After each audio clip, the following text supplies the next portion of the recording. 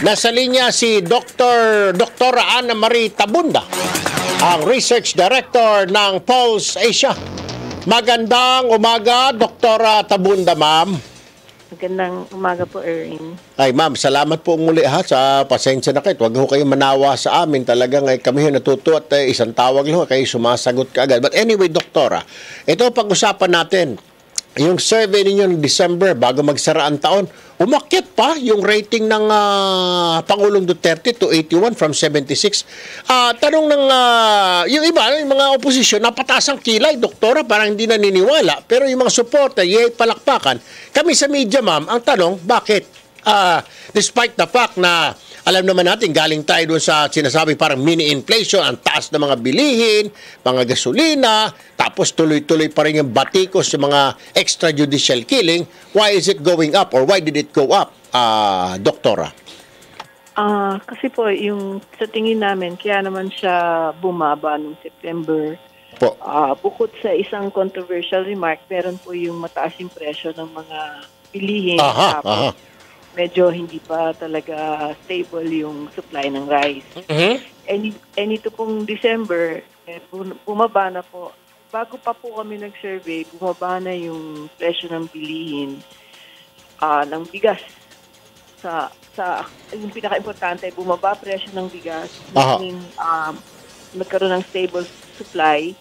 Bumaba rin po ang presyo ng ibang pagkain. At bumaba rin ang presyo ng gasolina at kuryente. So, maraming presyo pong bumaba.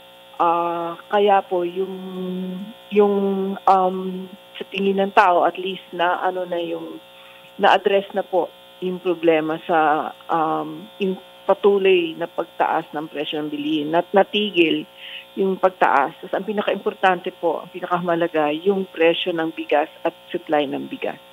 Doktora, sabi po ng ilan ng mga political analysts nung pag-upo po ng administrasyon na ito, let's wait and see, Erwin, mga 2 years, bababa na yan. Ganito po ba talaga ang trending na 2 years, hindi pa bababa ang mga pangulo? O may mga pangulo na tayo in the past na pagdating ng ganitong panahon, bumababa na ang rating nila? Yung 2 years, matagal po yun. So, bali po yung unang pangulo na matagal bago bumaba po yung rating ay yung nakaraang pangulo, si President Aquino. Pero ang kaibahan po ni President Aquino at ni President Duterte po ay ito po, may mga controversial statements si President Duterte. Wala naman pong ganun si President Aquino. Kaya siguro mas nakakagulat para sa ilan yung patuloy na mataas yung performance ratings niya. Na kahit siguro matagal silang mataas, medyo si Presidente Aquino bumababa na ng konti nung pangatlong taon. Pero hindi ho nakakagulat masyado yon kasi nga po wala siya mga controversial statements. Wala po. Si Presidente Duterte po meron. Kaya po nagugulat yung iba. So, parang, will you agree, ma'am, na parang Teflon ito na hindi tinatalaban? Yung mga ganyan ay hindi tumatalab. Actually, ma'am, mga batikos o yung mga sinasabi niya. Parang, will it be safe to say now, ma'am, base sa inyong observation, na nasasanay na mga tao sa mga statements ng Pangulo? Mukhang nang simula pa lang. Hindi talaga tumagal para hindi sila kinailangan magtagal. Yung karamihan po. Pero meron kasi ho tayong mga kababayan na hindi ho masanay-sanay.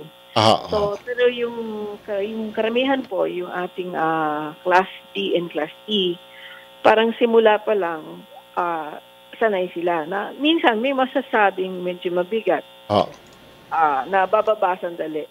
Tapos, akit din po uli. So,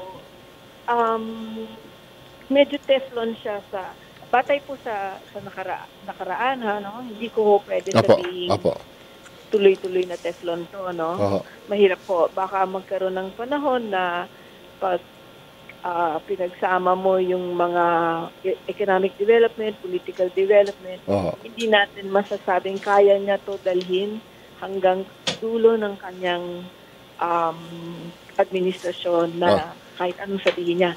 pwedeng talagang siya ay malaki ang kanilang they really inaalaw nila na ganyan siya. Hindi yan madadala ng iba. Oo. Consistent yan kasi sa character niya. Hindi siya peke. Hindi siya Pag hindi consistent sa character, nakikita nila yon. Eto, consistent sa character, tapos hindi naman sila nag-take offense po. Kasi po, sanay naman po sila sa mga ganyan sa kanilang neighborhood. Marami silang kakilalang ganyan, kapitbahay na ganyan. Okay. So, hindi ho sa kanila bago yung ganyan. Bago po siguro na presidente, no? Pero marami silang kilalang ganyan. Ayun, very well said. Dr. Ana Marie Tabunda, Research Director ng Pulse Asia. Ma'am, maraming salamat sa information. Magandang umaga, mabuhay po kayo. Salamat din po sa inyo, Erwin. Thank you po.